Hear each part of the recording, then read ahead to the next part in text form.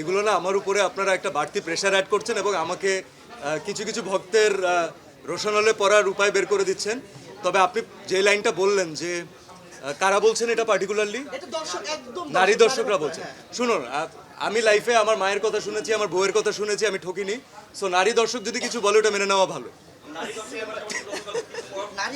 I am very much grateful. আসলে সত্যি কথা হচ্ছে কেউ কখনো পৃথিবীতে কারো জায়গা নিতে পারে না, এবং আমরা কেউ কারো জায়গা নেওয়ার জন্য তাহলে একটা জাস্ট রিপ্লেসমেন্ট ক্রিয়েট হবে।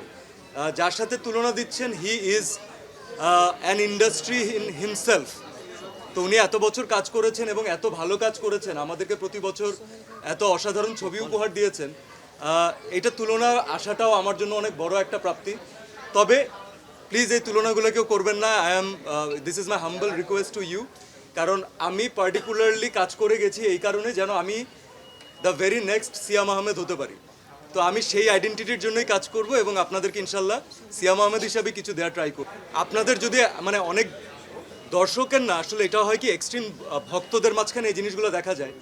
আপনারা বিশ্বাস করেন, যখন আমাদের একই সাথে আমরা জানি যে 3-4টা সিনেমা হাউসফুল চলছে, আমরা তখন আমাদের ওই সিনেমার যে কলিগ আছে, ওই সিনেমার যে ডিরেক্টর আছে, ওই সিনেমার যে প্রডিউসার আছে, আমাদের নিজেদের মাঝখানে কথা হয় এবং আমরা তাদেরকে কংগ্রেচুলেশনস বলি। আমরা বলি যে ফাটায়া দিচ্ছে, খুবই ভালো হচ্ছে, সামনে আরও ভালো যাবে। এবং এটা ভাইস ভার্সা।